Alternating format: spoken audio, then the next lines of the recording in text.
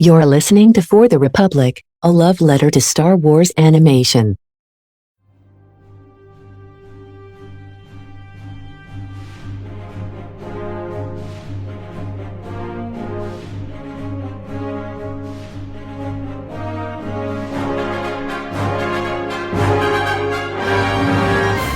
Hello there. Hello, everyone, and welcome to For the Republic, a love letter to Star Wars animation. I am Andrew, one of your hosts today, and as we are in the first few weeks of the new year, it is time to look back on 2022 in the world of Star Wars and talk about our favorite stories that came out in the year of 2022. We got the full crew here today. Don, Jake, and Connor. How is everyone doing here today? Hello. For those watching, if you saw me with my head down, that was me furiously rewriting my my list at the last second because I don't do very well with lists. Way to reveal how unorganized these episodes can get sometimes, Conor. Yeah, we're not going to talk about the pre-production meeting, quote unquote, that we had for this episode because it was chaos. But we are here. We're going to be doing our top 5 favorite stories of 2022. So what we're going to do is we're going to start with one of us. They're going to give their number 5, and then we'll go another person, and we'll keep doing that from 4, 3, 2 until we get to number 1. And then also, if you follow us on Twitter at For the Repub Pod, we put out fan polls for what your favorite projects were of the last year. And we'll go over the results later, but I just got to say, over 770 votes on this poll. I was not expecting that whatsoever. Thank you to all of our friends that shared that and got the poll out there, getting the amount of votes in there. It's the most engaged fan response thing that we've had since we started. So I am so thankful that we got a wide variety of votes for that one. And we'll talk about that when we get through our list. So overall, I'd say 2022 was a very stacked year, probably the most Star Wars content we've ever had in a single year. We had 4 Disney Plus shows. We had a variety of books and comics, no games, no films, but we still did get a lot of content. We got a lot of big comic runs. We got the end of High Republic Phase 1 and the start of Phase 2, and we got a lot of really anticipated TV coming to the pipeline. And 2023 looks like it's going to be just as busy of a year, at least in terms of visual content. So let's get started here. Don, how about you start us off with your number 5 story of the 2022? Thank you very much. All right, so my number 5 entry for is the Book of Boba Fett, and I've put that there mainly because I have time has been less kind to the Book of Boba Fett for me, just in terms of its general structure and stuff. But when it's good, it's really freaking good. I really liked the Tribes of Tatooine episode is amazing. I love the Lawrence of Arabia allusions, and the finale is a hell of a thing. It's just this amazing, explosive, fireworks show that's literally Robert Rodriguez getting his Star Wars toy box out and just going rah, and it's great. It's so much fun. I mean, we get to see Boba Fett riding a Rancor, so that alone warrants an inclusion for me. I was wondering if anyone was going to include Book of Boba Fett, if I'm being honest. So I'm kind of glad you have it on there, just so we can have representation for a lot of the shows. I'm not going to say anything about my list, but yeah. So Book of Boba Fett, sweet. Anything else that you have to say before we move to the next person? Or Fennec's really cool. We got live action Cad Bane, and there was a moment where everyone was scared for Cobb Vanth. So yeah, there was a lot of drama in those last 2 episodes. I do not miss that. Yeah, no. Yeah, and also was terrified. And also, we got the best Series 3 opener of The Mandalorian smuggled inside this, which is also fun. N1 Starfighter for the win. Very much, yeah. You can say what you want about the inclusion of those shows, but of those episodes. But I mean, Bryce Dallas Howard. Let's just bow to her. She's very good at making the Star War. So Connor, kick us off. Number 5 for you. What do we got after 5 months for me is Andor. Rewrites? It's pretty darn good. I So- thought that was going to be a unanimous number one. I'm going to be Yeah, what the completely fuck? honest with you. For me, okay. Oh my For me, God. at least, Andor. It doesn't have the whole Jedi and Force stuff, and like obviously not every Star Wars story needs to, but over the last few years or so, I've discovered that like the Jedi and the Force is my shit when it comes to Star Wars. So if those elements of Star Wars are in a story, I'm just gonna love it just more on principle. Yeah. But but with that said, Andor is just a damn good Star Wars story because, like, we get to see more of the ISB. We get to see Saw Gerrera go cuckoo. We get to see Mon Mothma, really come into her own as a character and as a senator. The building blocks of the rebellion. Andor himself, starting to become something of a rebel. As well as all this, just the great side characters, Ferrix, Rosso, my guy. It's a great show. Just It's really good. Really, really good. I'm You know, shocked. I thought when it it was co- going to when be it- near the top for everyone, but that's the beauty of Star Wars is everyone's list is going to be different and everything is going to connect with people in a different way. So that's the beauty of lists like these. I'm also rocking the Naldani National Park shirt right now. Hey. So That's pretty damn cool. little I have Andor yeah. rep. I've got for a the Millennium Falcon t-shirt. Beautiful. I just have a Beautiful. polo on underneath this sweatshirt. Yeah. Just So was that blue. the last minute change, or are we Nope. going to find out what that was later? Okay. Nope. Because Conor Oh, changed his list about 3 times before we started recording here. He also thought something came out in the wrong year, but we're not gonna mention that. So Jake, what is your number 5? my number 5 is Midnight Horizon by Daniel Jose Older. I honestly I will say this one constantly went back and forth with my number 4. Like literally by the day they flip flopped. So this one could be 5 or 4 to be honest with you, but like I don't know. It's just like it's such an interesting story to me because I feel like out of all of the young adult novels from High Republic Phase 1, it had like probably the best balance of like that kind of intimate, like very character driven storytelling that we saw in those novels versus really playing into the overarching story that we saw throughout each wave. Like I think Yes. that this one definitely held the most consequences for like going into like the Fall of Starlight and like the Nile's ultimate plans there. And plus like all like the fun flashbacks with Cantum and Yoda and like like the fun banter between Wreath and Jam are just like Yes. phenomenal. Like those two, I love those two Yes. so much. And Crash They're and her little they're gang wizard. of security guard. Wizard, yes, no, literally. Oh my Wizard. I love them. And yeah, it's just like a stupid fun book. A little long at times, but it's so good.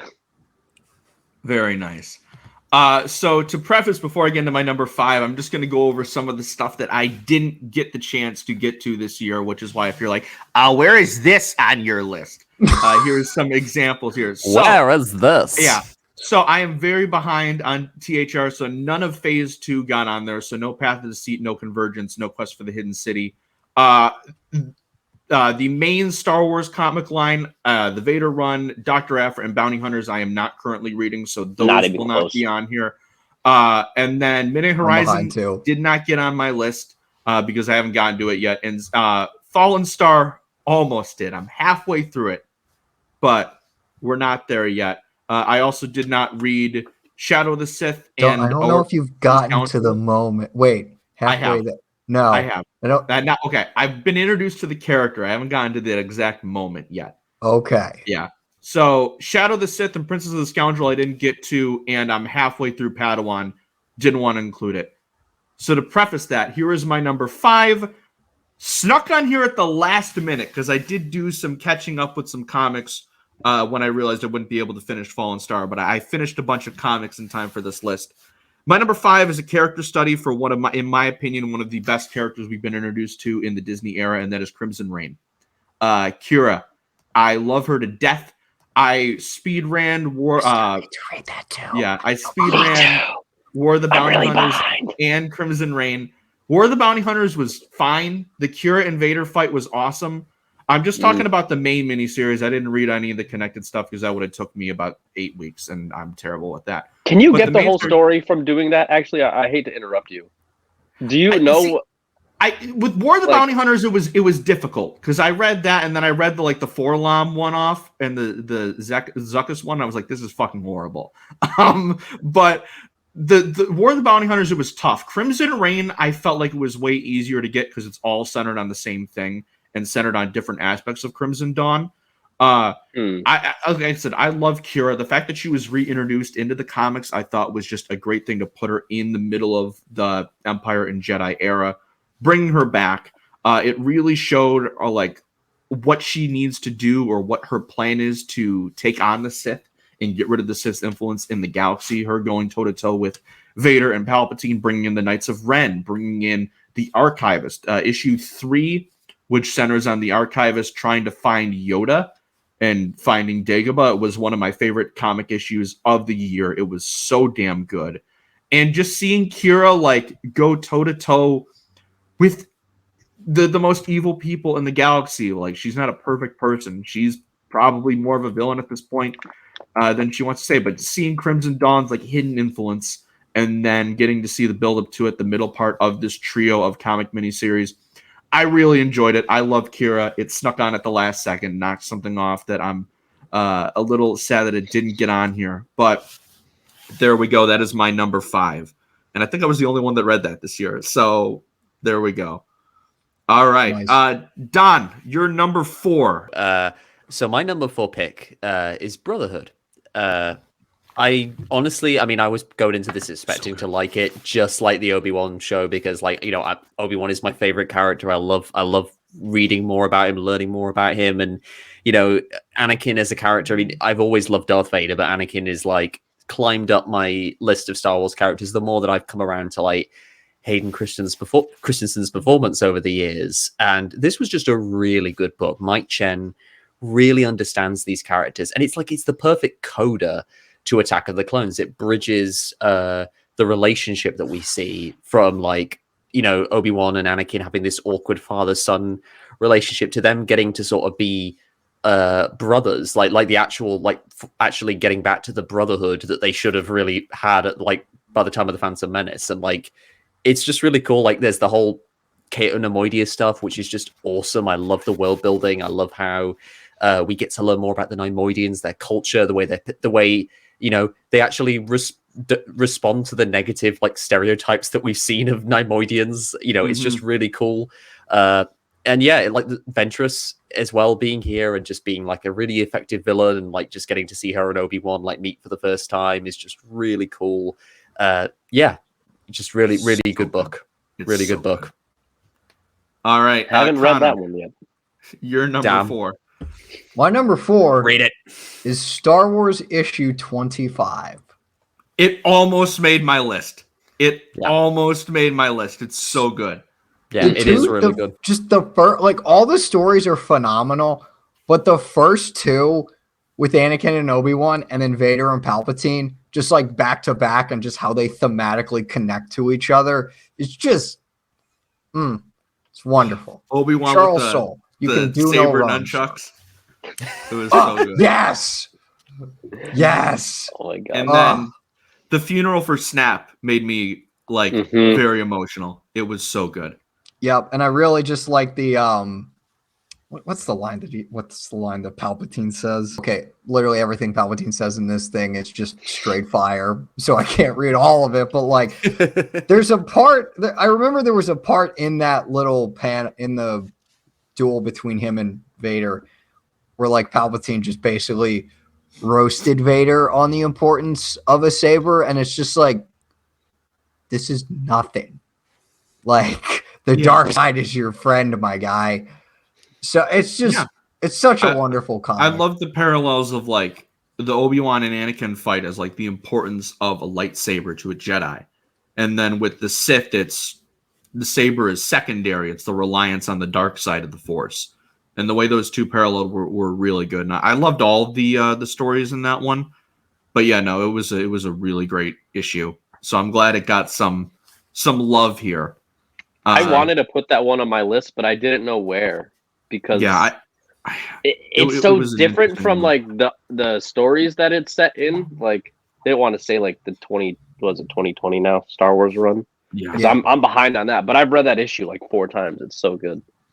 Well, we got 2 Charles Soule stories on here so far to share the love to Mr. Soule. Jake, you're number 4. Number 4, as I said, it kind of flip flops with Midnight Horizon depending on the day. This one is Fallen Star. The big conclusion to High Republic Phase 1. See, this one's weird because, like, in a way, I feel like I shouldn't like it as much as I do. They do a lot that I was kind of like, ooh, don't know if we needed that. But at the same time, like, it's supposed to be heavy. It's supposed to be brutal. And as much as I wish characters that died had lived and think that there were certain ones that should have, that's not how the real world works. Like, just because something thematically works doesn't mean it's going to happen. And I think that the book actually pulled that kind of thing off in a really nice way. I mean, I love like sad, hard hitting shit, and this one is just like nonstop like pain and stress and tension, and like, I mean, I cried like 4 times while reading the book, and I never cry while reading anything.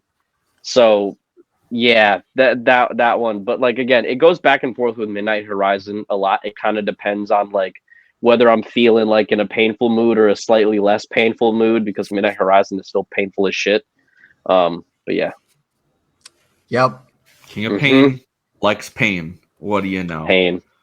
My number 4 is another comic, and it might be my favorite comic run of all time. It started in 2021, but it finished off this year, and it's my first dip into the High Republic on my list. Trail of Shadows is absolutely fucking fantastic. Getting a noir Star Wars mystery story is brilliant. Getting the Jedi mixed with the private investigator Emmerich and Cyan Holt are just 2 amazing characters. Getting the mystery behind that song that was hinted at in one of the Shriek! Yeah, that No, stop. Yeah. Stop. They're coming to take you away. Yep, that one No. right there. Stop Getting to see just like the first panel of this story, getting to see, spoiler alert, Loden Greatstorm just frozen was They were just wrong for that. insane. Yeah. Like, it just, what a way to horrific. suck you in. Getting to see like the underworld of Coruscant during this time. And just like I said, getting that noir detective story is something that I didn't think that we could get with Star Wars, but I love that Attack we of did the the genre. Clones! That's very true. What am I saying? But getting it in a different era, getting There's the this blueprint. getting this team up, which I really adored, and getting to see those 2 characters. It has been a bit since I've read it, but it was just amazing, and I loved the way it ended, and it was just such a great series. I know it was originally planned to be released as a graphic novel, and then they split it up into 5 issues. I'm wondering, because I read it all at once, I'm wondering if that would have like impacted my enjoyment of the run or not, if I did have to read it monthly. But overall, it's fantastic, and mystery stories I'm all for, and getting to see the mystery of the Nile and that song and the Nameless was just awesome to get that little tidbit before we get into the real pain of Phase 3. So yeah, my number 4 is Trail of Shadows. I would like to just add, Connor knows this, I called the Nameless like 4 or 5 months before we actually found that out in the High Republic. Whoa. Yes, Was it because we of Master and Apprentice? Partially, like with the whole like the Sin of the Nameless or whatever. And I remember in was it 2020, 2019? I don't remember. Do y'all remember that kind of like press junket like panel that they did on like that random Tuesday night where they revealed what Project Luminous was? Yeah. There was a Kinda. concept art Sort of a monster that was just titled Nameless. Oh. And I was like, that's what that fucking is. That is what these fucking monsters, that's what the leveler is. And Conor was like, yeah, okay, buddy. that completely That completely passed me by. I had no And- idea that was like a thing with the announcement. That's I gotta awesome. look at the receipts, man. I gotta like I always forget how I reacted. No, you were like, no, nah, you're not right. And I was like, yes, I am. And then I was. And then you were. So yeah, that song is I now ate my words. entrenched in my head once again. Don, to get me out of this trance, what is your number 3? So, my number 3 is The Fallen Star.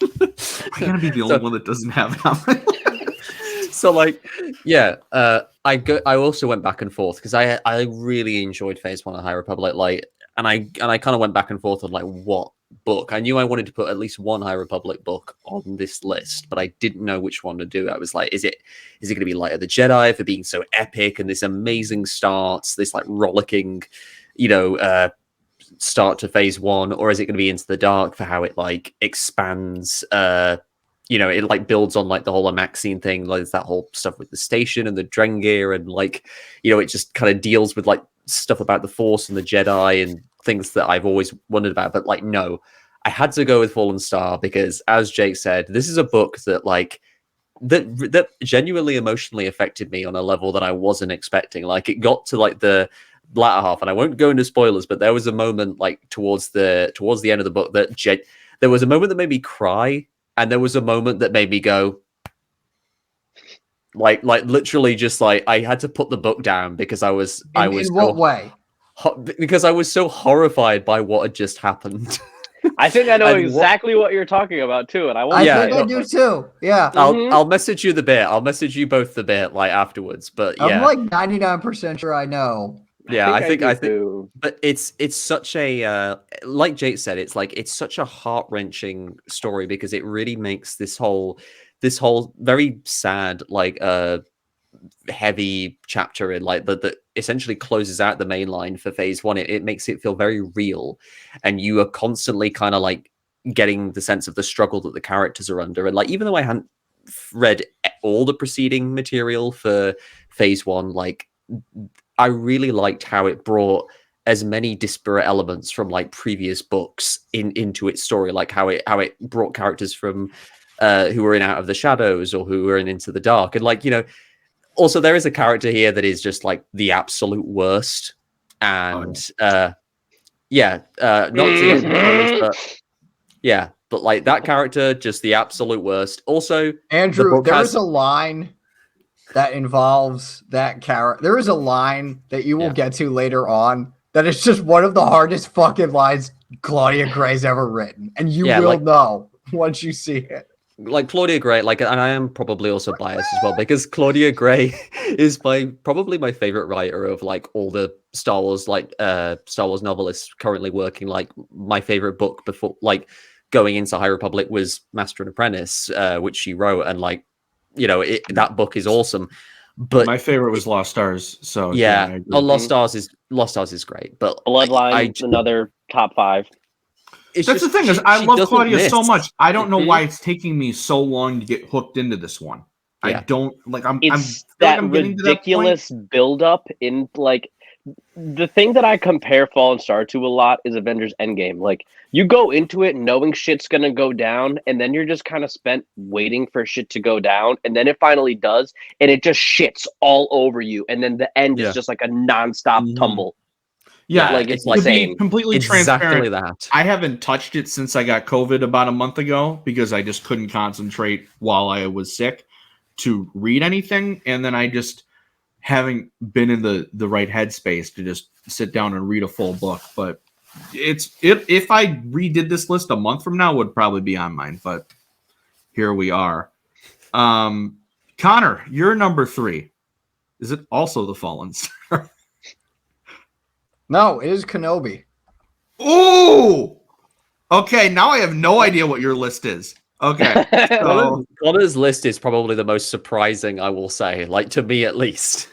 we got to get the variety here. So tell us, go over Mr. Hello There's show. It was sick, like, dude, the first episode was just like exactly what I kind of wanted. I just wanted more of that. Just give me more like, okay, my top 2 scenes in the entire show are the nightmare sequence scene in the first episode, So good. and That's just the the duel and the conversation in part 6. Like, those two bookend the entire show for me. In essence, they bookend they bookend 3.5, really. Like, I'm not saying, like, obviously watch the rest of the show to get the full context of it and everything, but, like, to me, because of that, because, like, I was able to watch the whole show. I think I watched it twice or 3 times. I can't remember. Those two moments just stand out to me. And so, like, just by itself as a sort of Anakin and Obi-Wan story, it's really good. But, like, the stuff with Reva just turns it up a notch, and just her character is phenomenal. I'm so happy she survived. It's going to be so cool to see future stories with her. Getting to see, what's the word? Amperu and Uncle Owen just, strapped up with Being badasses. with space flickies. Give us Absolutely. the extended A New Hope cut where they like go down in a rain of fire. We got to make that. Deborah, get on that. It's just it was a really good show. I liked it. I really liked that story. All right, Jake, you're number 3. I promise this is my last High Republic entry for the list, but this is the final arc of the High Republic main run that included like the Hunt for Lorna D and the Fall of Starlight. In specifically everything to do with Avar Kriss, who is like my favorite character ever. But just like getting to see again, like a lot of what I love so much about like the High Republic stuff is when it gets into like these kind of intimate like character moments in these big galactic scale battles, and just Yes, and seeing the way Avar and Keeve are able It was fantastic. like literally, it's just like the way they just go from the Hunt for Lorna directly to returning to Starlight fucking exploded. Like, oh my god, like the emotional whiplash from that is just so crazy to me. And then like the ending with, I don't want to do too crazy on spoilers just in case anyone hasn't read it or whatever, but like every single panel from that last issue I have like screenshotted on my phone, and it's just so good. Like Cavan is just insane for that. Like that last panel, I look back on that constantly, and that gets me more excited for phase 3 than like anything, like just like that specifically, because I'm so excited for like what why I'm excited. I know why you're excited, but like I'm more excited because of the actual story being told than like the other thing. Yeah. Well, the other thing we should stop talking about the other thing. But like the actual story, like what's gonna happen with Keeve, what's gonna happen with Avar? She's the golden light girl. What the fuck's gonna happen? No, to see someone at like Avar be brought down to a moment like that is just like, oh, it's so again, good. not to get too spoilery, but that point where one of the issue has ended, and you thought that like the rage had consumed Avar, who we thought this was impossible, and then the follow up to that, it was such a nice cliffhanger. And then all the stuff with Skier and Keeve, I love it. I wanted to put it on there, but I just didn't have enough room for it. But it's such a good comic run. And I'm glad that you were able to include it there for your last bit of your THR hat trick. I promise. The last two are not High Republic. Oh, I almost like forgot to like mention as well, like it's like just a little addendum to like my Fallen Star thing. Geode is in this, and like anything with Geode in is automatically like you haven't even seen the half of it, Andrew. Andrew, you have no idea. Like Geode goes from like peak character to like the peakest top of the peak character S tier, ever. Like literally S tier. Beautiful boy. Star Wars character. Yeah. All right, so you'll know why. My number 3 is something that was on Don's list earlier, and that's Brotherhood.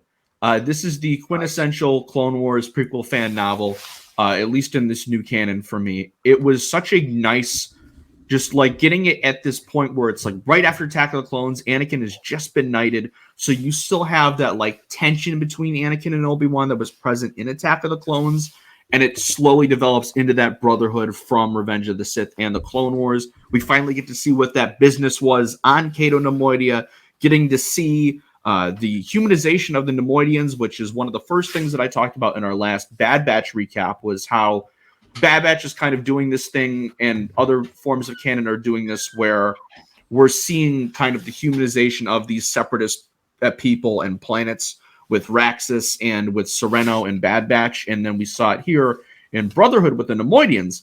I love seeing that, getting to see Ventress show up for the first time, getting to see the beginnings of her and Obi-Wan's just tense relationship there.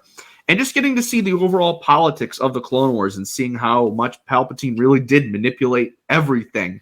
And it's a great companion read with Queen's Hope, which did not make my list. But reading those two back to back, I thought was very rewarding because they have a lot of crossover with the same characters and storylines. So overall, I thought it came out at the perfect point, like right during Obi-Wan. And it was just such a great book, and it really made me love characters that I thought I couldn't love anymore more. So that's my number 3. Definitely. Donovan, you're number 2. Right. So my number 2. So like literally, the number 1 and number 2 have literally been going back and forth like the whole time I was thinking of making this list. But yeah, I'm gonna. This is what it is for now, and it will probably change, but who knows? My number 2 is Andor.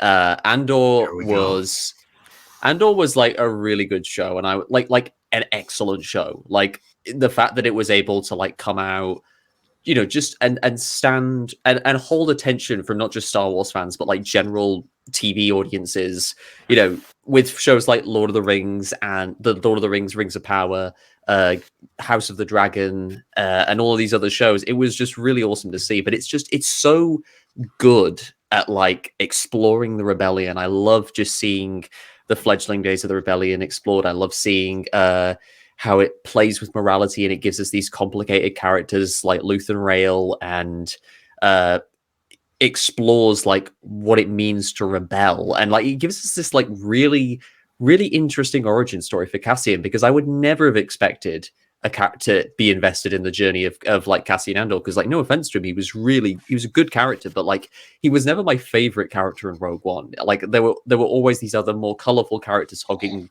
the spotlight, and like, you know, to go from that to like seeing this amazing journey that he goes on of like this unconventional hero's journey in a sense, or anti-hero's journey of like, you know, wrestling with morality, and wrestling arc just. Oh my god! Yeah, exactly. One way like out. The prison arc is absolutely incredible. That is my like favorite arc of the whole show, and like One Way Out is the best episode. Like as good as the finale is, like just the imagery of all those prisoners fleeing that prison, that Imperial prison, with like literally made up to look almost exactly like the symbol of the Empire. It's one of the most beautiful images I've seen in all of Star Wars. Yeah, I still haven't stopped thinking about that episode. It's truly incredible, and it also has like 2 of the best glup shittos in Disney Star Wars, like the absolute mad lad Narkinans who save Cassian and Melchi. I love those guys. They're so cool,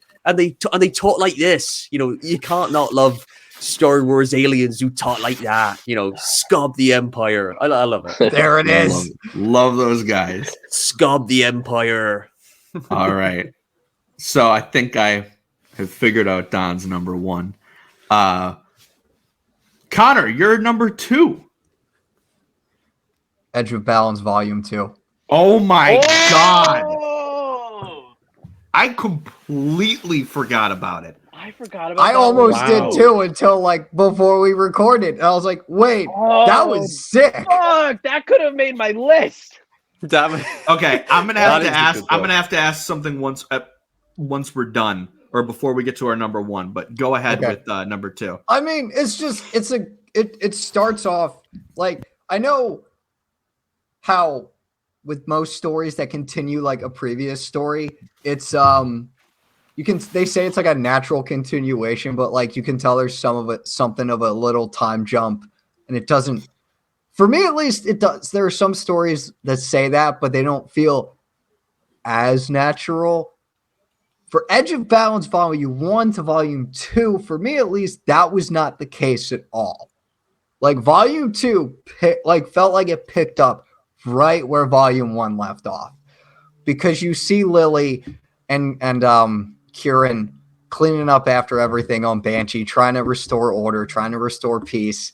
And just Lily's arc of realizing that she might be a bit too rigid in terms of trusting people, in terms of like order and duty, and just sort of just shedding that a little bit. It's just so fascinating because like I just don't think that's something that was really explored wow, I almost just had a stroke.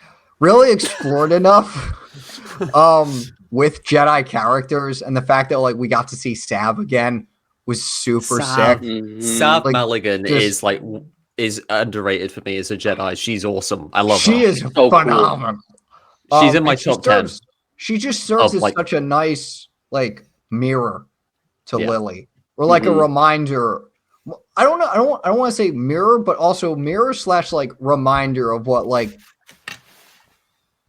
of Lily's quote unquote worst. Very quote, unquote, similar trait. to Stellan and Orla's relationship in Fallen Star. Very true. Oh, and I love that dynamic. So I really got to read Edge of Balance. I keep forgetting about it. It's on my shelf. Keep forgetting about it. It's really good. It's really underrated. It's really good. All right, Jake. You're number 2. All right, non-High Republic. This time it's Obi-Wan Kenobi series by Christopher Cantwell. Oh! The comic. Oh, shit. Not Okay. the show. You know what? I was expecting that.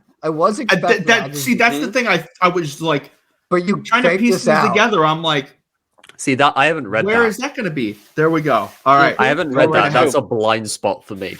It is my favorite comic miniseries of all time.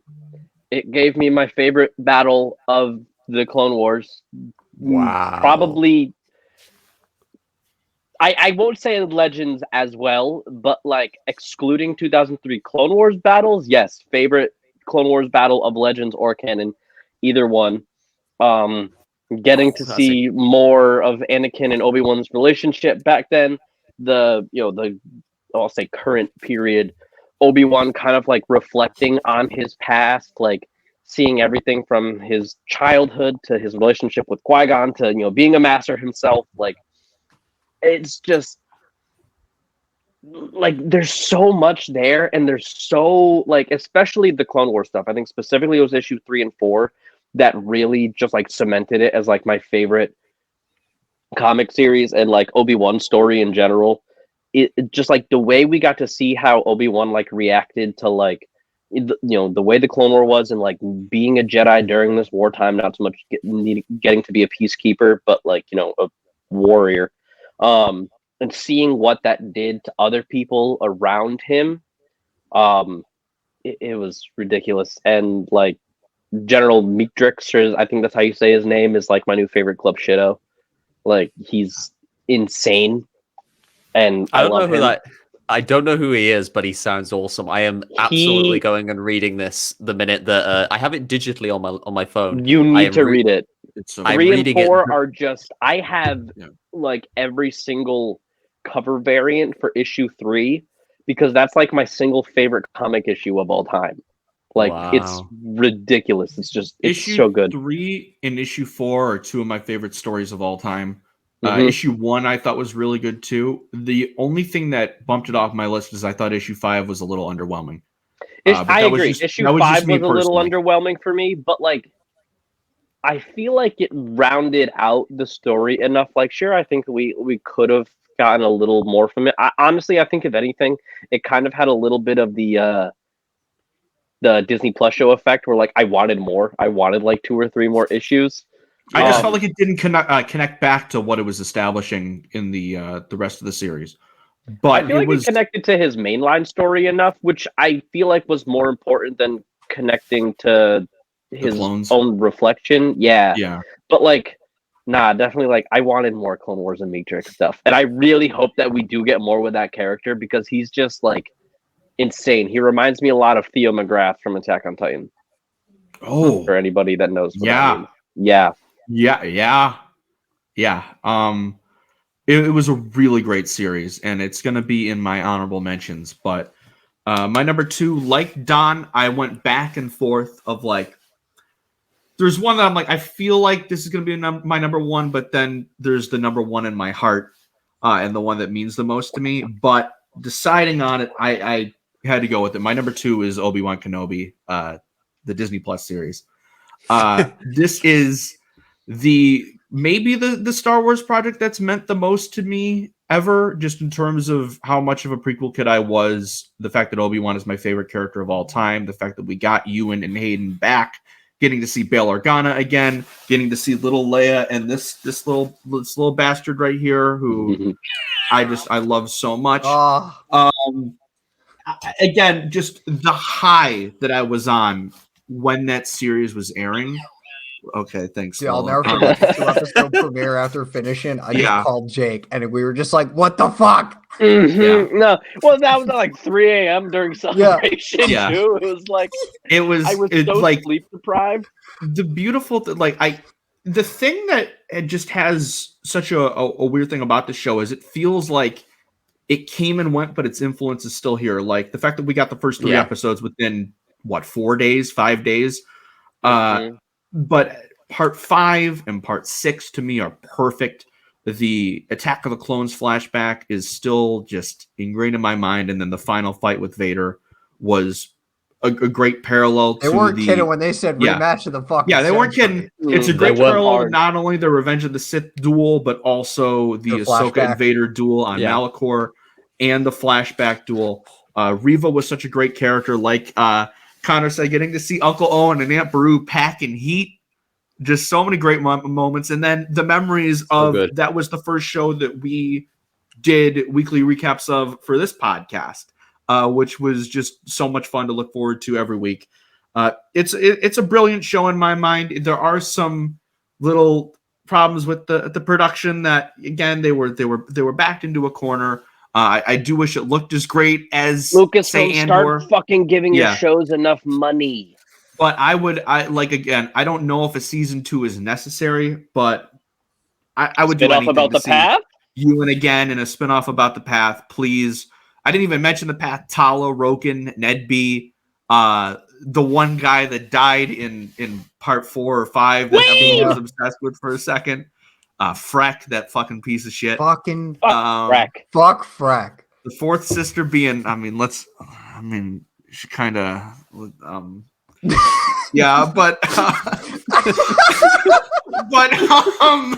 it's such a good series, and I love it. I really. And then we have and then like another member of the path, Christina. We don't know the character's name, but like Christina Ariel showed up. Unnamed background character, but that was one of the few things to like, just the refreshing thing of getting Star Wars shows where, except for the background cameos, like all the characters had names, and we got these new locations, and it just felt so refreshing compared to some of the stuff we've gotten recently. And I love the new worlds that we got. I love just how it felt like, even just for a brief moment, we were back in the prequel era in terms of merch and hype and stuff surrounding by it, and it changed how I view the prequels and how I view A New Hope forever. I haven't gone back and done the Revenge of the Sith to Kenobi to A New Hope watch just yet, but I know it's going to hit even more just because of that Kenobi and Leia. Do that on the podcast. Yeah. The Kenobi and Leia relationship is probably like the main heart of the show and is what makes it close to my number 1. But yeah, any other year, I'd find it hard for it to not top my list, but this is no ordinary year. So Obi-Wan Kenobi is my number 2. So now we are about to get to our number 1. This is where the fun begins. I was going to do the beginning of the episode and then totally forgot, so we did it at the next. Before we start our number ones, if anyone has any honorable mentions they want to list off real quick before we get into our number ones, and I have a good feeling of what I everyone had 3, but I forgot to write them down, and I only All right. can think of I one. have two. Very nice. I have Okay. I have two. Maybe they'll come to Don? me. Right. So my honorable mentions are Tales of the Jedi, because just to see, like, it's just a cool show idea in general, like an anthology animated show, and it was cool seeing more of Ahsoka, like both pre and post the Clone Wars. As much of a controversy as it was with like the whole, does it contradict the Ahsoka novel? I did really like the first half of that episode, that final episode, but like the real thing that just like I have to mention is like Dooku and like the whole journey he goes on in this, and like how we finally, like, for anyone who's not like read books and like stuff that's focused on Dooku before, this is like finally a chance to see it dramatized in animation, like why Dooku fell to the dark side. And those episodes that like they go really hard and they're just really interesting, and like the third episode is just absolutely incredible in terms of atmosphere. I just love the thick atmosphere that's there. And like we got Yaddle, we got Liam Neeson as Qui-Gon, his second appearance of the year, I should add. Yeah, when he was and- like, "Yeah, I'm doing Tales of the Jedi, but I'm not in Kenobi, guys. Definitely not in Kenobi." I only do movies, yeah, but like here I am for like Here I am doing Tales of the movies. Jedi, and now it's the same fucking weekend. Yeah. Okay. So yeah, that And was then- really cool. My other honorable mention is Midnight Horizon, for all the reasons Jake said, but also not to spoil Andrew, but there was a moment towards the end that made me fist pump the air, because it's and felt right out of The Lord of the Rings, The Two Towers. You'll know it when you get to it, Andrew. I can promise you. It's so freaking good. That third act is brilliant. I almost considered putting it over The Fallen Star, but like, yeah, Midnight Horizon, it rules. Daniel Jose Older, great finale to his, and a great addendum to his High Republic Adventures series, and like the stuff he does with the characters that started the journey in Into the Dark. It's just really good stuff. Perfect. So my honorable mentions, Book of Boba Fett didn't make my list, but I did want to include it just for chapter 2 and 5 specifically. Tales of the Jedi, the Dooku stories were great. The Ahsoka ones, mid Clone Wars, in my opinion, but the Dooku stories were very special, and the Dooku Yaddle duel is probably my second or third favorite duel of the year, behind the Reva Vader one, and then of course the rematch of the century. The Reva Vader one is so very good. powerful. Both the 2021 and 2022 run of High Republic are honorable mentions for me. Star Wars issue 25, the Obi-Wan series, the comic run that Jake talked about, Han Solo and Chewbacca, I think was so fun. Reminded me a lot of just what I would hope for a Solo 2 Disney Plus series, but Disney is rude and doesn't give that to us. And finally, I don't know if we can count this, but Lego Star Wars Summer Vacation was such a blast. And I just wanted to bring it up. Just real quick, just wanted to bring up because it is so fun, and if they're not going to give us any sequel stories, give them in Lego form. Jake, do you have any before we move? Yeah. My first honorable mention is Kenobi, the Disney Plus show this time. I do adore that show ridiculously, like for the same reasons everybody else said. Like it just felt like I was like a kid again, like watching the prequels. It was prequel kids Force Awakens. Yeah, no, literally it was. And like again, I was flashing them earlier. Like I have every fucking Black series that they released from this line. Like some of them I have multiple of. Like the Phase 2 Purge Troopers are ridiculously cool. I love everything about like Reva and the Path, and like again, like Reva versus Vader is like one of my favorite live action fights of all time. It's just so cool. The big thing that just held it back for me was the production value. Again, Disney, you can't have a fucking 6-episode show run off of $90 million. This is fucking Star Wars. Like, spend your money on it. You have enough. And my other two are Trail of Shadows. Again, great Star Wars noir. It's just stupid fucking cool. Shri Karai Karai and all that. It's so good. Daniel Jose Older is awesome. And number 3 is The Eye, the 2-issue duology that closed out High Republic Phase 1. By Charles Soule. Marky and Rowe. Cool. He's so cool. And like the Evereni, like Nice. history and everything that we get from that is awesome. And I would highly recommend that anybody that hasn't started Phase 2 yet at least read that first, because it's very important for some of the characters that we know in this story and understanding why they are the way they are. So yeah, I wanted to sneak the Blade in, but I didn't have enough time, and I didn't know So if I would. I do have. we only honorable had like mentions. one issue so far. Yeah, I didn't know if I'd be Yeah, able so to add it to my list off of one issue. But all right, Connor. it'll So I be in do my have- list next year. 3 honorable mentions. Tales.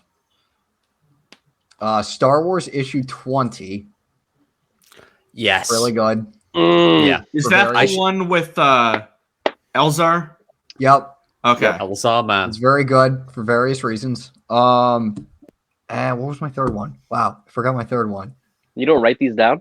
No, I forgot to write them down. I thought I would memorize them. Son of a nutcracker. What the heck was it? Oh, that is it a the great. eye? All right, I've Buddy used the that Elf. expression. No, no, it's not the eye, because why would I pick that? Oh, yeah, true. That's just twisting the knife. Well, I mean, my shirt does say "Witness the Eye" on it, so I mean, Are you serious? Yeah, because it's all National Park. It says "Witness the Eye." Oh my god. All right, we'll Guys are come killing back. me. We'll come back.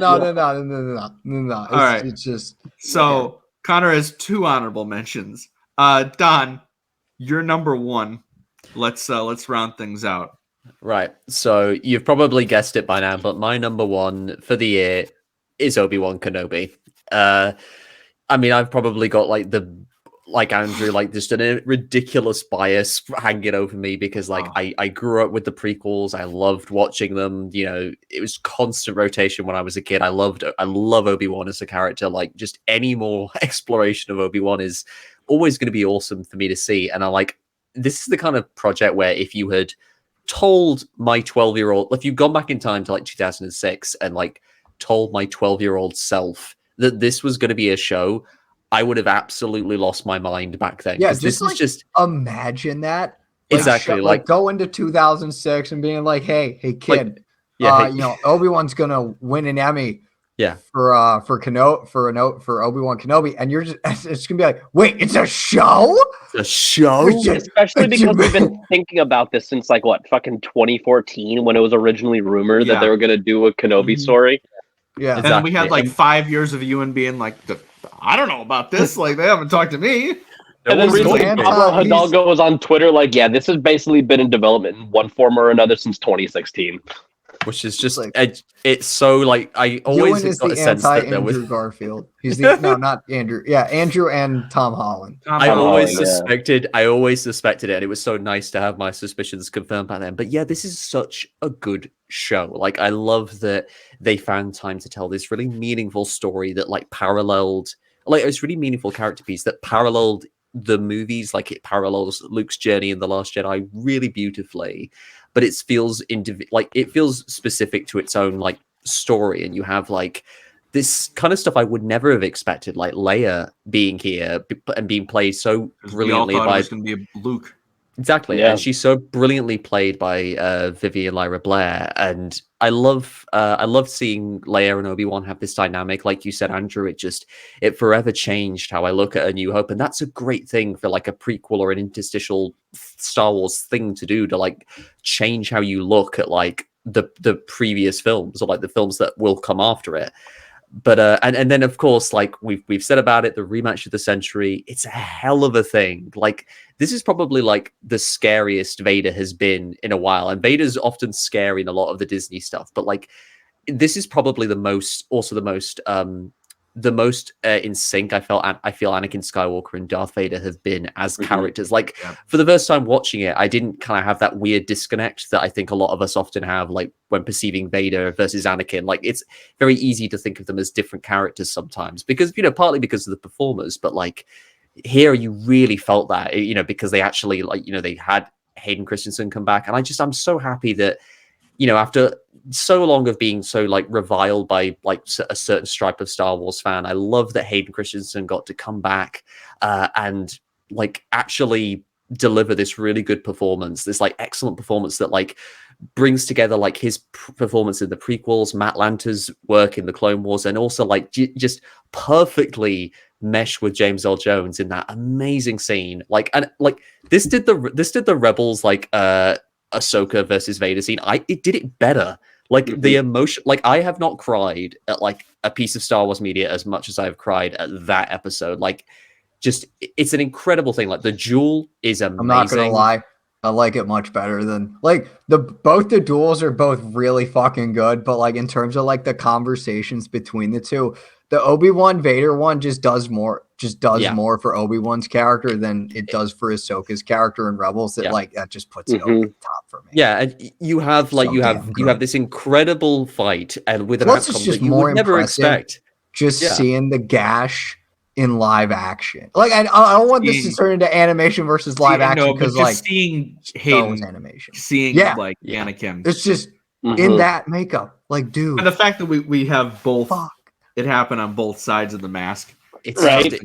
Absolutely. And then it has Luke incredible. is the one that finally gets the whole thing off. Like, it was so poetic the way they did it that way. Like, I love it's that. So good. It's so good. And you have this like gut wrenching exchange with like with Ewan doing like the best acting he has done as Obi-Wan, and that's saying something. Like just the line, like I have watched that scene so many times, and every time the line, "I'm sorry, Anakin," for all of it, it breaks me every single time. It's so good. And the duel itself is incredible. Like the moment, like who would have thought that, like we all thought it would just be the third duel all over again. Like who would have thought we'd have seen a duel where Obi-Wan pelts Vader with rocks and just bodies him with the pommel of his lightsaber. The hilt thing is so inventive. I'm so shocked. And he got the high ground at the very end. Like he got a high ground jump and slash. It's like, amazing. I am shocked nobody has thought of that. I mean, it's probably in Legends. I feel like an idiot. It's probably in Legends somewhere. But yeah, that's so inventive. It's so cool. And it's like, why didn't any other Jedi? He took it from Darth Maul. He took it from Darth Maul. Darth Maul is the only other person you've seen do that in live action, I think. But that's true. You know, not to just harp on about that. There's like you said, there's all these other great things like Tala. I love Tala. Like her sacrifice in the end was like also gut wrenching, and it was so refreshing with Reva to like get a Darksider and like actually see them achieve a redemption and live past their redemption, because that never happens most of the time with like the movies and the shows and stuff. They always have to die. They always wind up like paying for like their time in the darkness, but like she gets to live. And now we have this character who's fascinating and who will be very interested to see where she goes from here. And like, yeah, like this show is just, it's incredible. It's incredible. Like Andor and Obi-Wan are like, they constantly jockey for position, but I have to go with like my heart on this. My head says Andor, but my heart said Obi-Wan Kenobi, because it really just hit that spot for me. And as like a prequel and like Shmi Skywalker says in Phantom Menace, what does your heart tell you? Yeah, that's exactly it. So yeah, that's my number one, Obi-Wan. One last thing about Kenobi before we move on is I've been thinking a lot lately of like how the original plan for this was a movie, and they've been saying that it was like everything that was in this first season was going to be the movie. I honestly think, like, taking budget out of it, because obviously the budget would have been better if it was a movie. I honestly think I would have preferred the show, because I just don't know how you would have been able to fit everything that was in these episodes in one 2-hour, 20-minute movie. Without I've seen so many people say, like, this should have been a movie. And I'm like, well, that's pretty easy to say after the fact, my guy. But, like, if anything, I think it did need more time. Like, could have done 2 movies. I definitely would prefer the show. They said, plans of a trilogy, but the first movie was like everything in this show. I'm like, I don't know. I would much rather take like, I can just turn on an episode today at random, rather than have to sit through a 2-hour movie. Like, I like that much better. Yeah. Also got to mention, like, because Andrew covered so much cool stuff, like when he talks about it in his number 2, but I also have to mention the fifth brother, that surly bastard. Yes. You know, mum says it's my go on the Xbox, that guy. And also and also Kumail Nanjiani, you know, that guy. Yes. Oh my god, yes. It was so fun to see Kumail. We need a black series of him. It like has one of the funniest. It has the best like comical exchange in the whole show. Like, you know, The light is an unforgiving place for my kind. And then like that payoff of Obi-Wan just doing that classic sass, like, goodness, that light is unforgiving. It's just so good. I love it. Oh, it's so good. Love it. All right, Connor, I think I know what your number one is, but I'm not entirely sure. So hit us with it. I think I've guessed it as well. Yes. Yes, I knew it. Of Realistically, the entirety of the THR Mhm. Phase 1 comic run, but like half of it started in 2021, and we got like the last like 3 issues in 2022. 4, I think. Right? No, I looked it up. Issue 11 Oh, it was 3? Oh, came I out. thought it was 4. Came out in November 2021. But like, Keith motherfucking Trennis, man, Yeah. Yeah. go. Like, I don't know what to say. Like, I think I put it on Twitter, but I'll say it here. She's number 1 right now. She is number 1 all time right now for me. The journey she goes on is just fucking fascinating. And just issues 14 and 15 by themselves. Mhm. Ugh.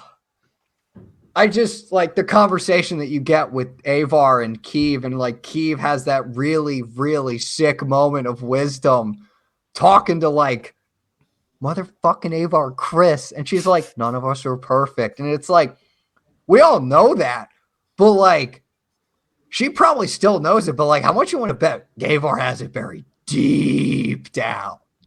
Like, I need to be perfect. There is such a thing as perfection. Mhm. And Keeve's like, no, there's not. Like, you can strive for it. That's the goal. But like, there's no such thing. And you just need to just be in the light. And so just that conversation was cool. Just issue 15, man. Like, need I say more? Like, come on. It's great. Like, It's so good. And It's so it's good. it's such an obviously personal story that Kevin Scott is telling it's there. Because so fucking personal. It's like the thing I love about Keeve's journey the most, and someone put it on Twitter perfectly. While most Jedi are concerned with like the state, this is me paraphrasing because I don't remember it off the top of my head. While most Jedi are concerned with like the state of the galaxy and like that's their whole mission, Keeve's just concerned with the state of herself. Like, that's all she's really got to deal with. And it's just fascinating what Kevin puts her through, and just like the strength that she didn't know she had by the end of it, and just like the determination that she has by the end of issue 15 with her. Wait, Andrew, have you read issue 15? I'm completely caught up on the Okay, cool. Like that panel of her, I don't want to say like holding Avar, just like with that determined look on her face, and Avar, Oh, she literally is just distraught. Is so powerful, man. it is. It's just like Jake said, that has me hyped for phase 3 more than anything. Like, I cannot wait to see the journey of Keeve Trennis in phase 3. Kevin Scott is going to destroy us, but it is going to be such a damn good story. Yeah. So I'm High hyped. Republic main comic, man. All right. Phase So 1. Jake, I'm pretty sure you and I have the same number 1. So if you just want to rip the Band-Aid off, we can jump right into it. Andor. Yep, my number 1 as well. All right, let's go. No, literally, like I think we already kind of touched on a lot of it, but like, what else is there to say? Like, it was probably the best show of the year, period. Not just For me, it was. It's either that or Attack on Titan for me. But it's Attack on Titan was good, but it's up there. It's like you have a show that transcended the Star Wars bubble and was like, oh no, this is just a great piece of television right here. This is not even just the story itself, but the way people reacted to it too. Yeah, the fact that like this is the first time since 1977 we're having a legit like award like contender in a Star Wars thing is something, and that if not favorite in certain categories. And that doesn't automatically make it like the best for me, but like I connected with it to where I was like, oh, Like I went into it thinking like this is going to be really good, and the production super duper excited me, and the fact that it just looked so good. But then everything about the show just put it over the top. The storytelling, Cassian's journey, from his hero's journey of finding himself and learning to fight in a different way, eventually getting to the point where he joins up with Luthen at the end of the show. That final confrontation between the two of them too is just like that is like it's so satisfying getting to that point in the season where like we start to see the Cassian we know. And I think that was something that Gilroy talked about a lot, was that like you're not going to recognize Cassian at all, and that was very obvious like from the start. And like it was just such a perfect build up to that. Like it was kind of like a snowball effect too, the way the story was told. Everything connected to the next and to the next and to the next. Like we didn't meet Mon Mothma until we met Cassian, who then knew Luthen through Bix, and then Luthen knew Mon Mothma, and that's how we started Mon Mothma's story. And then we got with all the connections with Vel and Mon Mothma working for Luthen, and like the way this show was able to build up through everything. I think we said it during one of the recaps, or like maybe something else, I don't remember, but how it kind of felt similar to when Haldo went into hyperspace in Last Jedi, where you had all three storylines coming together. Like the way everything culminated in the end with Rick's Road was just like again, like it's hard. Brasso hitting people with the brick. Yes. Oh my god. Fuck the Empire. Yeah, really. But like, dude, I seriously thought I said it in our Rick's Road recap, but like I really thought Deidre Mero was going to get strung up. Yeah, what a great villain was like Deidre Mero as well. Like just to have a character that you almost kind of root for, even though she's obviously and then they go absolutely fucking nope. Yeah. And the fact that this is like the scariest the Empire has been. Overlooked. Yep. A single TIE fighter is like horrifying in this show. Yeah. And like the torture scene with poor Bix, it's probably the most morbid thing I have ever seen in like Star Wars, honestly. Yeah, this show, I mean, I'll be real here. This show is number one just on the fact it gave me Bix alone. But then like all the other great characters like Luthen, Vel and Cinta, my two favorite space lesbians. Where's the Cinta Black Series, Hasbro? Like, come on now. I got Vel on pre-order. Come on. Like Vintage Collection did Cinta, so I bet you very soon will. Yeah. I bet Black Series is going to get it. The Black pull a mall and upscaler. I'm going to have to do that. I saw the Aldani Cassian just got released, so I'm going to be picking that up soon. Oh, nice. But then, like, the Aldani and the prison arc are two of the best things I think we've ever had in Star Wars. One Way Out, I have not stopped thinking about it. The end. I've rewatched that episode probably 10 times. It's Nicholas Brittle's score his as well. Score, oh my god, unbelievable! Like the music playing during that whole scene just gives me chills. It's incredible. That's why, like with this show, I never expected a show about Cassian, who like I did really like in Rogue One. But he wasn't my favorite. I much rather would have had like a show about Jin or Baze and Chirrut.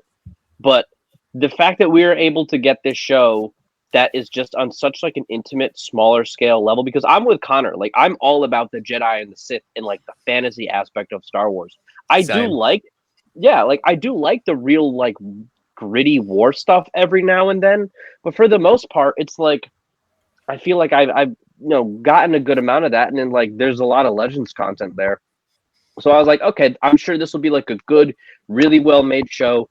Gilroy's a fantastic filmmaker. It's got the money. It's done in Pinewood. Like there's not a whole lot more you can ask for production wise there. But I wasn't expecting like every single second of the show to just hit as hard as it did and connect with me as deeply as it did, and just like really force a reason onto me to fall in love with it. Like it's not even like, again, the production is just brilliant. The writing is brilliant. The acting is brilliant. But like the story that it's telling in itself was just so like deeply intimate and important that like it's not just like my favorite thing of the year. It's like one of my favorite Star Wars things ever.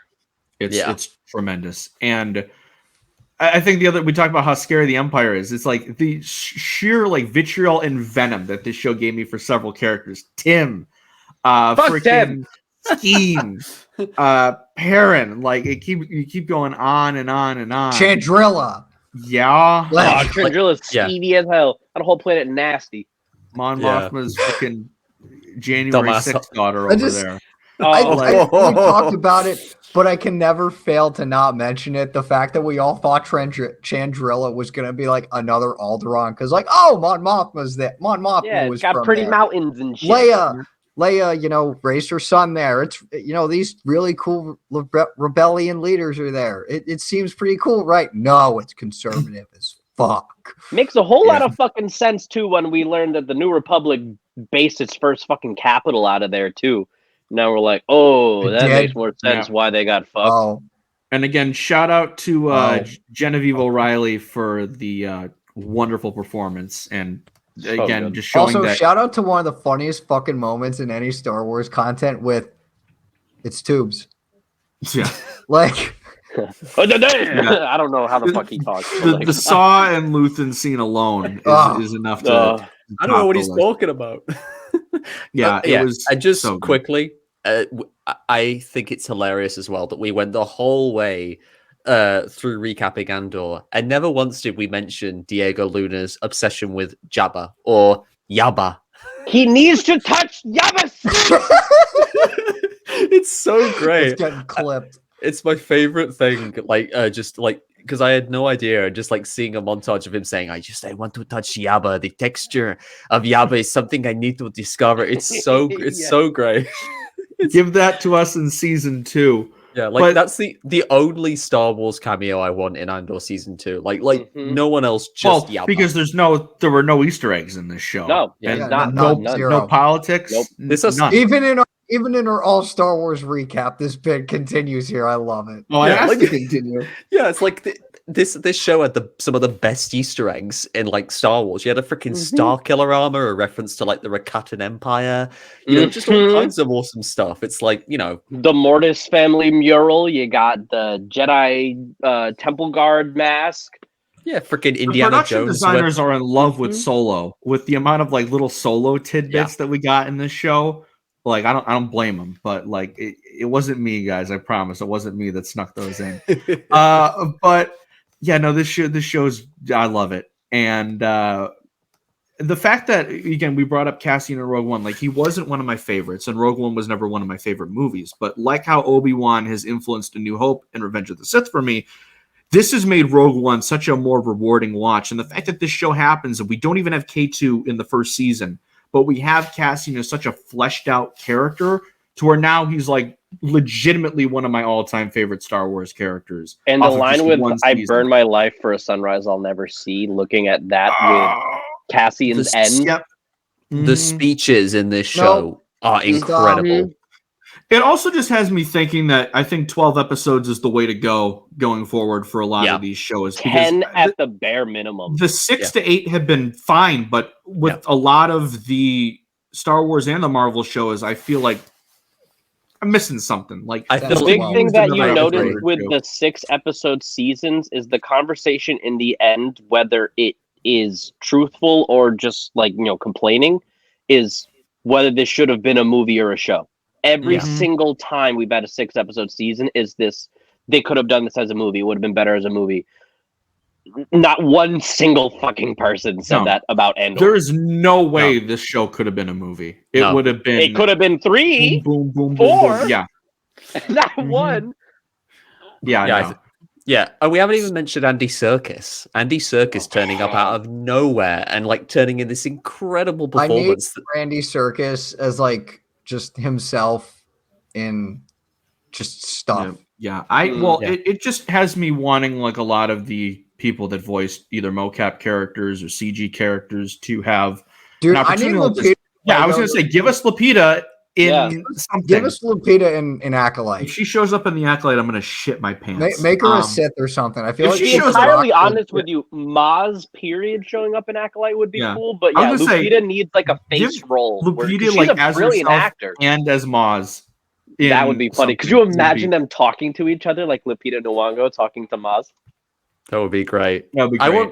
I'd love a scene with Mars and Huyang, to be honest. Like those are characters that would have a great conversation. I can imagine. They've totally met. There's no way they haven't. No, there's no Yeah. way. It's like Yang just like stopped over like on Takadana one time, just like for refueling, and him and Mars just like hanging out chatting. She's like, "What did you do?" "Oh, I went and built more lightsabers." Give us that, please. So those were our lists. If we real quickly just want to go through our lists 5 through 1 just to recap for everyone, and then we can move on to the next portion. So Don, start with you. So my overall list is Book of Boba Fett number 5, Brotherhood number 4, number 3 The Fallen Star, number 2 Andor, and then number 1 is Obi-Wan. All right, Connor. 5 is Andor, 4 is Star Wars issue 25, 3 is Kenobi, 2 is Edge of Balance volume 2, and 1 is the final arc of the High Republic Phase 1 main comic run by Kevin Scott. Perfect. Jake? Mine is number 5, Midnight Horizon. Number 4 is Fallen Star. Number 3 is the final arc of the 2020 High Republic run by Kevin Scott. Number 2 is the Obi-Wan Kenobi miniseries comic by Christopher Cantwell. And number 1 is Andor. All right, and my number 5 is Crimson Reign. My number 4 is Trail of Shadows. My number 3 is Brotherhood. My number 2 is Obi-Wan Kenobi, and my number 1 is Andor. So thank you for watching our list, but we're not done yet. Like I said earlier, if you follow us on Twitter, you would see that we had 2 polls going for what was your favorite Star Wars story of the year, and what are you looking forward to the most in 2022. So we had exactly 771 votes on our first poll, which is just, again, thank you so much. With 54.9% of the vote, the For the Republic audience says that the best story of 2022 was Andor. So no shock there, I think. I think like recency bias and everything, and just the acclaim would have Andor going 1. Obi-Wan Kenobi had 35.5%, Book of Boba Fett 5.7%, and Other had 3.9% to go. A couple stories that got mentioned. Brotherhood, Padawan, Trail of Shadows, Convergence, Path of Deceit, and Tales of the Jedi were mentioned in the comments there. But Convergence was 2020. Damn. Yeah. 2022. I still need to get through that. I'm still on Path of Deceit. It was very good. I'm chomping much better than Path of Deceit. Oh, so thank you everyone for voting in those polls. I want to try to do more stuff like this in the future because I really like the response we got. As for most anticipated of 2023, at this point, we're going to take some time to just talk about a few of the things we're really looking forward to in the year. I'm going to say we're not going to bring up the Bad Batch just because it's already started and we took a bit to get this done. But you know me, I'm super pumped for the rest of the season. I put 4 options. I said Mando Season 3, Ahsoka, Jedi Survivor, and Other. With 41.3% of the vote, Ahsoka is the most anticipated show or story of 2023 according to the poll. Mando Season 3 at 31.4%, Jedi Survivor 20.7%, and Other had 6.6%. And there was a lot to choose from in 2023 because we have 6 shows, a bunch of books, bunch of comics, end of one phase of High Republic, start of another. Guys, I'm going to be completely honest with you. Ahsoka, I'm looking forward to it. I'm hyped. Out of the 6 shows that we have, okay, I'll say 5. I'm not going to count Young Jedi Adventures. Out of the 5 shows, that's my number 1. I'm just fucking with you, but I'm not going to count it because I'm excited for it, but like it's hard to say I'm anticipated for it, and it doesn't have the hype. So out of the 5 we know, it's my number 5 of what I'm looking forward to. Like I'm sure it's going to be good. However, I've never been more shocked in my life about how much a change in medium of how the story is going to be told has impacted my anticipation for the show. Because if this was going to be animated and going to be the Rebel sequel, it would be my number 1 by a country mile. Yeah, not even close. Because it's live action, I'm just like, Like, I just have a little bit of a disconnect right now between the animation and the live action Ahsoka. I don't feel like it's the same character. I am really excited to see Sabine and Hera and all them in live action. And I'm sure the show is going to be good. And Ezra. Yep. And Ezra, yeah. My boy, I'm just, I look at Mando. I look at Skeleton Crew, which I'm looking forward to more than most people. I look at Visions, and I'm looking forward to them way more And season 2. I don't know. Like, I love Ahsoka. You guys know I love Ahsoka. It's just, it's not there. I'm sure it will be when we get more stuff when we're leading to it. But yeah, that's what I think have you to say. kind of hit it on the head when you said like the medium issue, because first of all, like Rebels is just like stupidly peak. Like it's and the fact ridiculous. that we knew it was coming and like we knew that this was going to be a show, and then they just switch it. Oh no, it's live action. It's like right. But I think part of the problem with the transition to live action, and again, maybe just part of this is like Dave Filoni is different now than he used to be. Maybe he's just not the same storyteller we all kind of remember him as. But I think part of it could be that because they did the transition to live action, he tried to make these stories with these characters a lot more mature than they maybe were. Like, because again, Clone Wars at its heart is a kid show, even though it has some very much non-kid friendly themes and scenes and shit like that. Rebels, same thing. It's a kid show. And so when you have the jump to live action, which is much more real life, much more like, again, just like real, it's Star Wars, so it's upsetting. Tactile. Right. Things are going to feel different. Characters are going to feel different.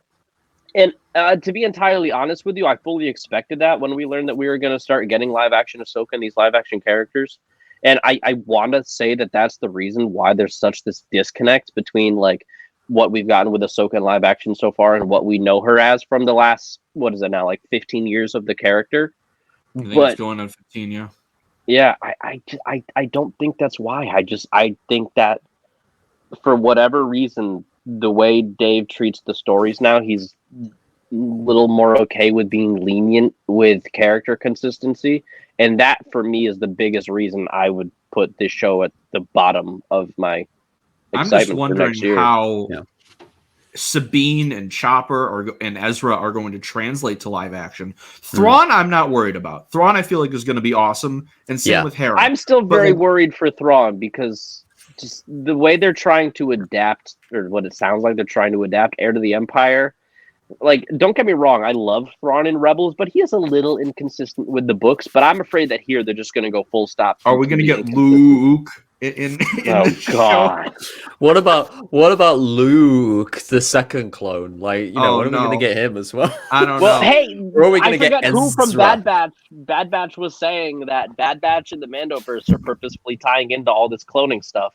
So I'm sure we're going to get more to that with Ahsoka.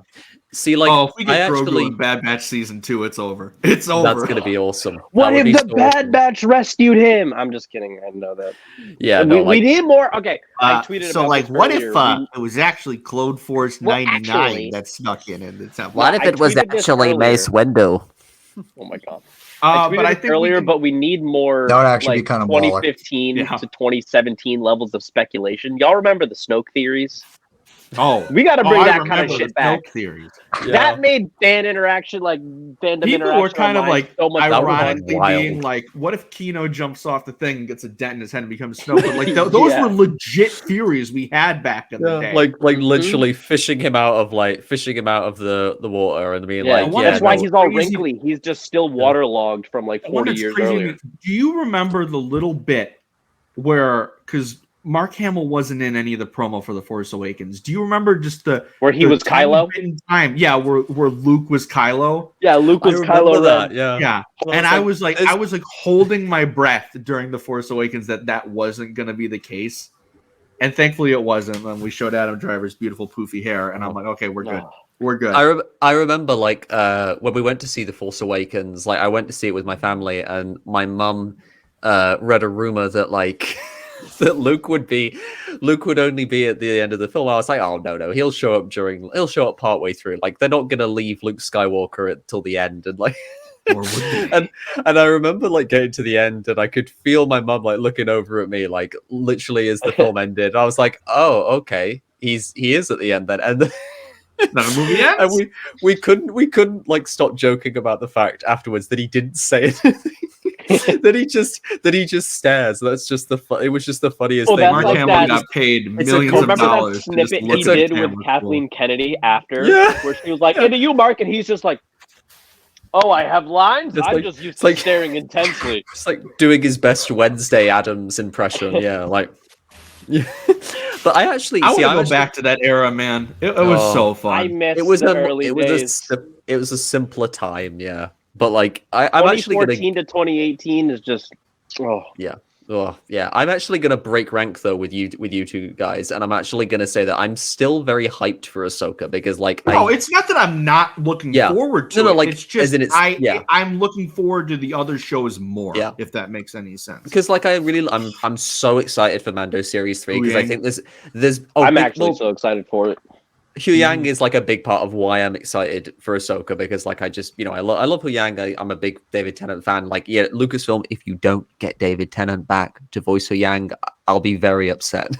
just Watch saying. them pull the rug out from under you, and it's not even Hu Yang. It's just like some other random droid that looks like him. Yeah. And I'll just be like literally, like we'll just like log in to do that. I was like, this show sucks. sucks. 0 out of 10. I'm done Yeah, watching. it's like when we thought episode ever. when we thought Taika was IG-88 in Mando. It's like no, it's just a completely different IG droid. No, this is Oh, that's IG-11.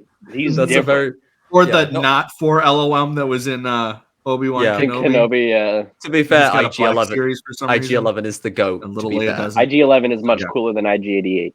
No, I'll agree with that. That's- But yeah, I I think also agree. we can transition now to just talking about if you just want to list what your most anticipated of the next year is and just some other stuff that you are looking forward to. We can go right ahead. Don, like I said, you want to start us off? So Ahsoka is like probably my most anticipated, mainly because I do understand like the difficulty with like Rosario Dawson's interpretation, like her version of Ahsoka. Like, yes, she's very different from like Ashley Eckstein's version, and I am holding my breath to kind of see, because I have a theory about where they're going with it and why she's so different, and maybe the Ahsoka show is gonna like be also much like Obi-Wan, like about her rediscovering herself and like kind of getting back to like becoming the Ahsoka. Bridge the gap. Bridge the gap, exactly. Like, and I'm holding out for it because I'm fully prepared for especially with the rumors about Hayden Christensen being there, like for the show to just wreck us the minute he shows up and interacts with Ahsoka. Like, that's going to be insane. I'm also the minute I hear "Hey Snips," I'm going to start crying. I'm just going to say that right now. Same. I'm going to be like, there's going to be tears for sure. Like, I'm excited to see Hera, Sabine. I'm really impressed with the castings for all of them. Like, Mary Elizabeth Winstead makes perfect sense for Hera. Natasha Lubodizio, I just really cool. didn't think I could simp for Hera more, and they just make her Mary Elizabeth. It's like, bruh. It's I'll say this just to counteract something I did say.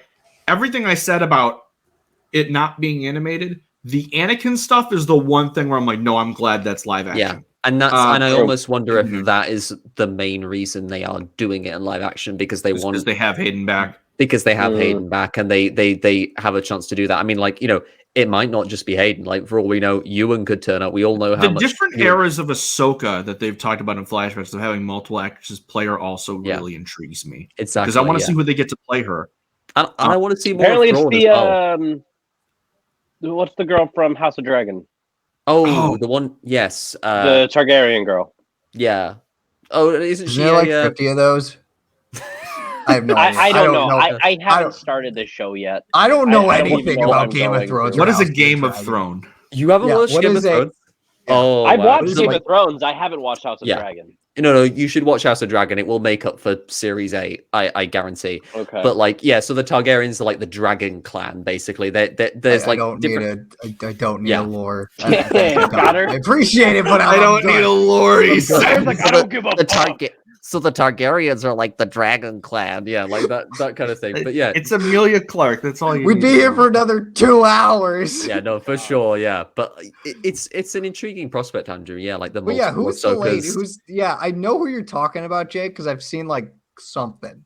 It's the younger girl from House of Dragons. Yeah, I see a different person every week for. Like Laura Harrier.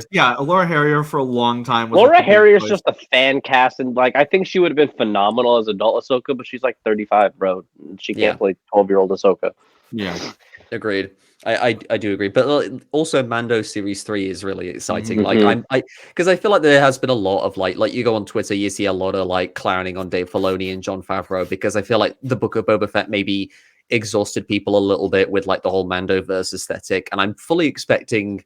I'm guessing it's going to be. I feel it's going to be an MCU thing, like with Age of Ultron and Ant-Man, like how where people were saying how sick they were of the MCU, and then Ant-Man came out and they were all like, "Oh yeah, I love this again." Star Wars fans are fickle beings. I think Yeah, Like, after some time away, it's going to be a bit refreshing to go back to exactly. that. But also, I season think 3 that- sounds like it actually has a story this time, and Yeah. it's not Yeah. just like cameo of the week, cameo of the week, cameo of the week, Western I will- story, cameo of the I week. will- So like, it was more adventure. I than we will wanted. defend. I will defend series 2 because I still love series 2. But like, yeah, I do understand your point there. But I'm excited to see where they're going. I think there's going to be a lot more ambition in this kind of like in this series. It's really exciting. Mando as a Like, whole, I just find to be underrated for me. I don't know why. I just do.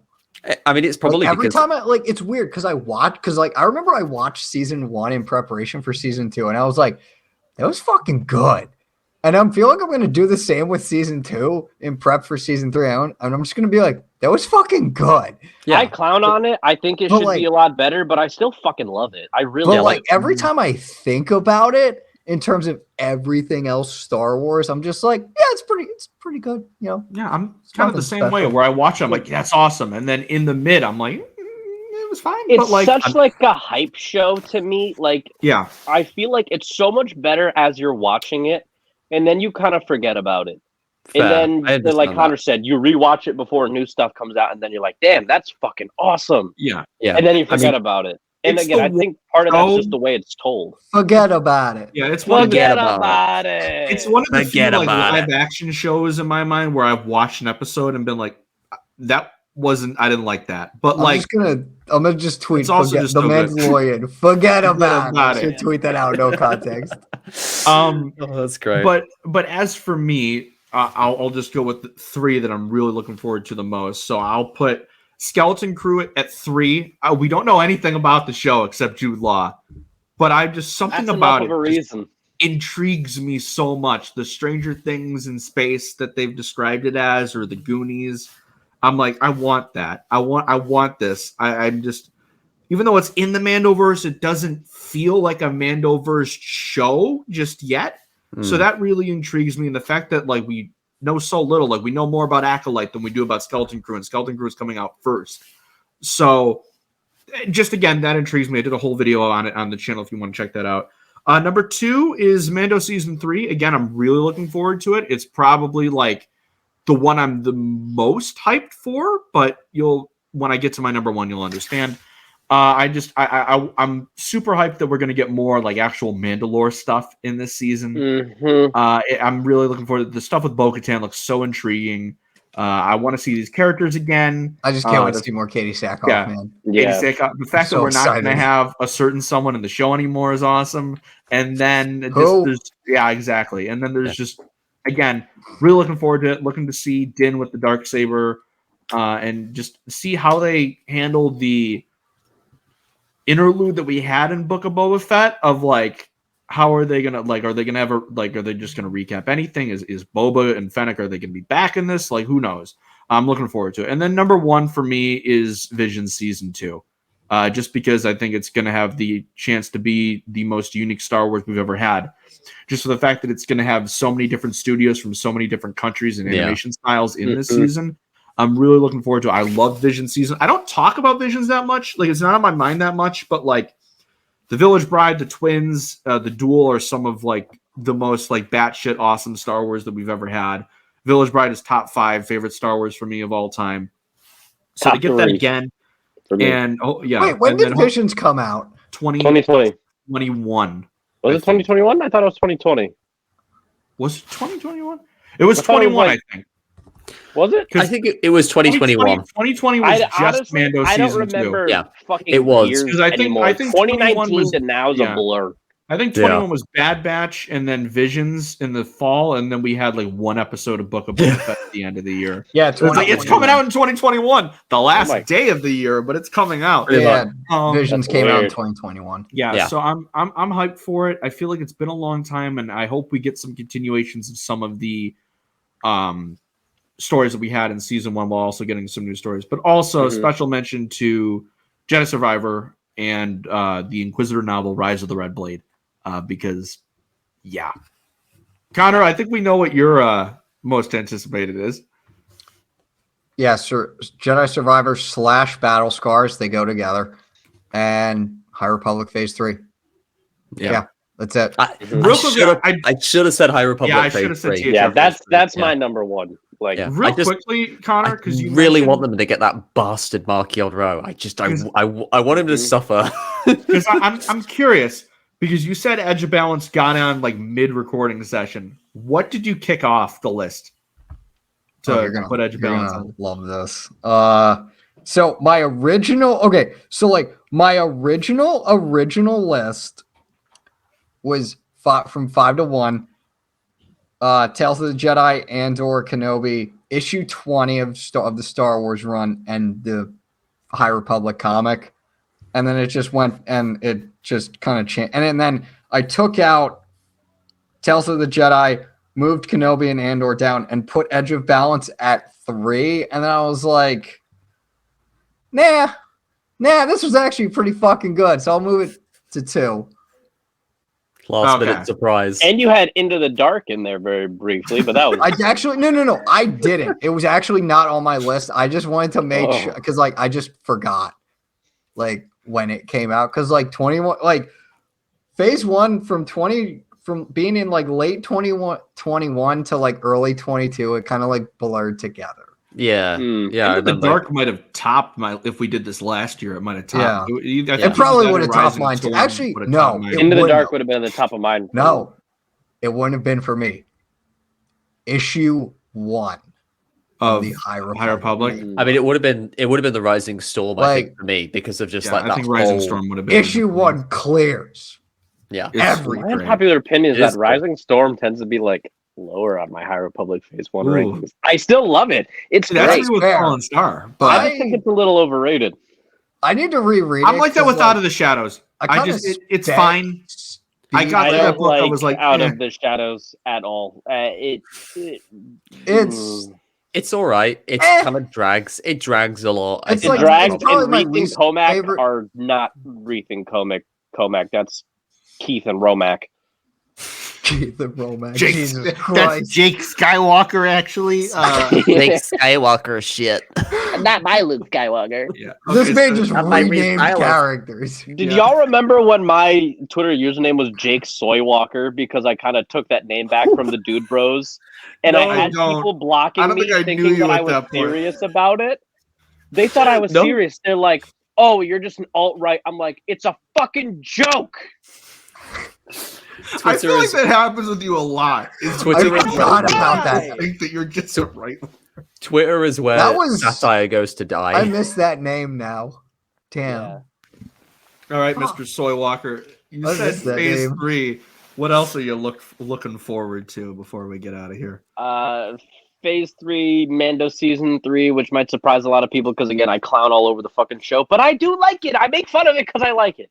And Jedi Survivor. It's a fucking abusive relationship. Jesus Christ. That's me with Game of Thrones, basically. Yeah. Yeah. You see, Battle Scars for me is horrifying because I know it's going to be good, but the fact that we don't see Grease or Marin in the Survivor trailer makes me think that I'm going to cry during that. I'm just scared because we have 4 days to read the book before the fucking game That's comes out. That's my problem. I'm taking those 4 days off of work and I'm locking myself in my room to read that shit.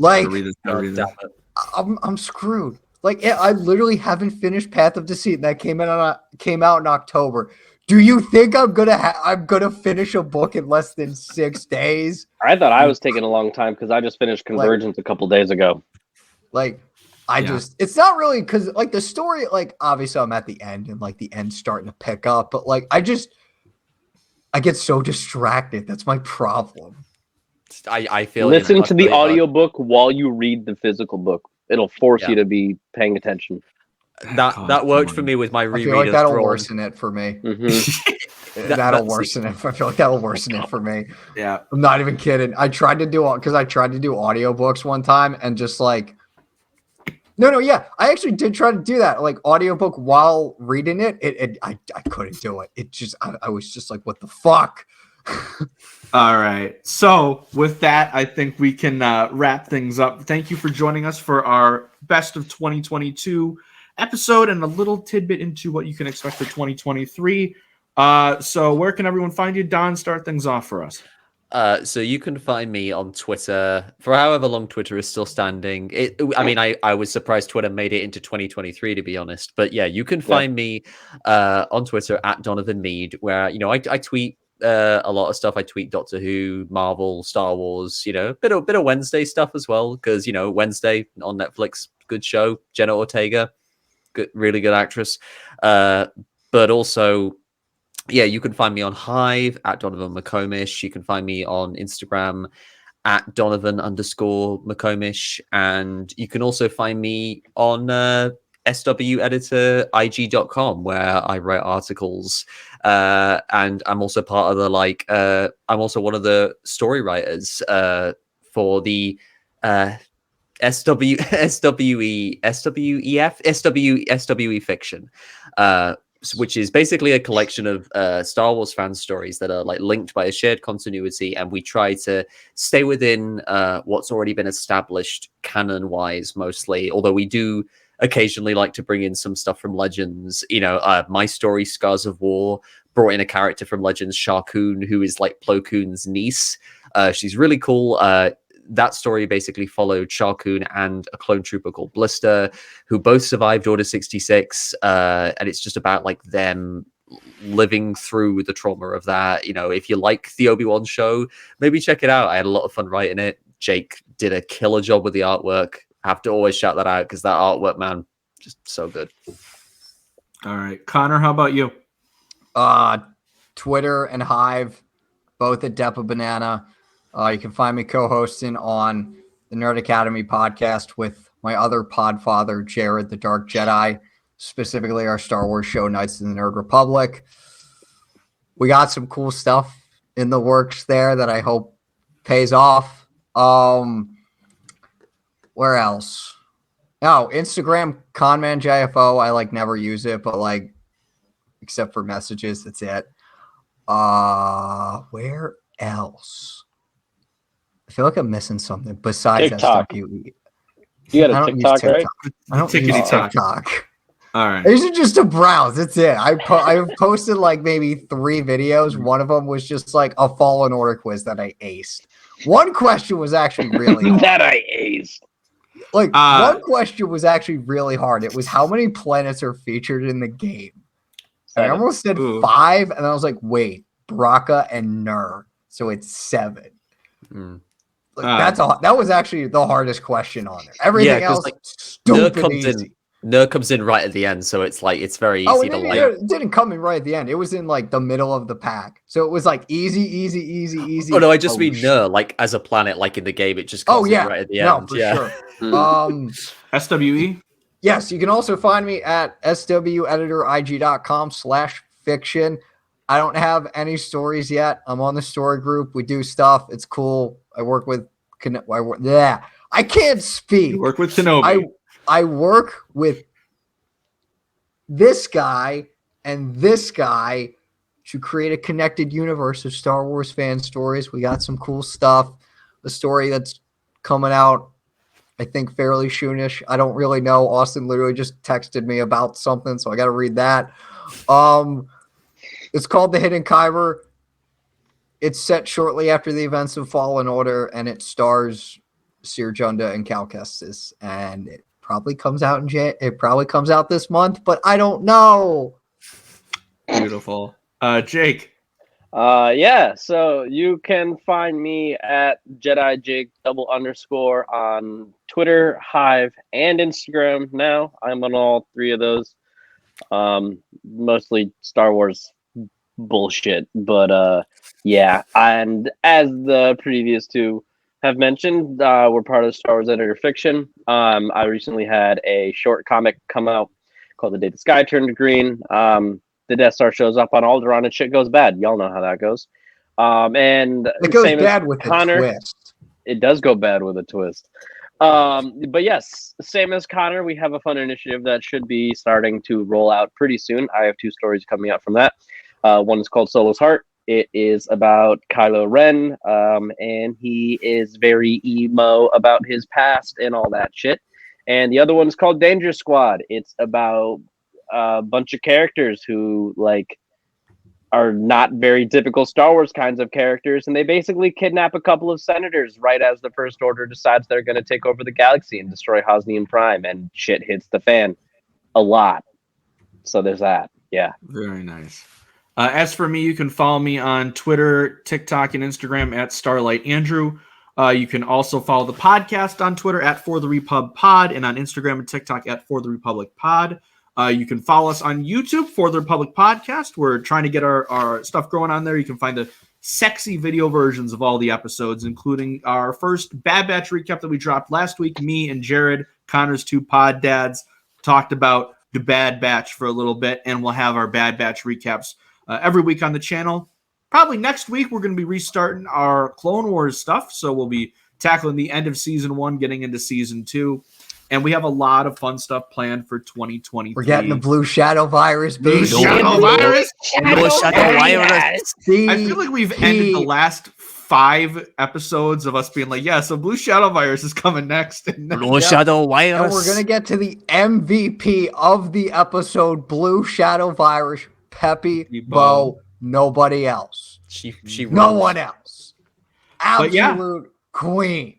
Hope you all are having a great start to your new year, and we hope you join us on our Star Wars journey throughout the year. So until then, we'll see you guys later, and may the Force be with you always.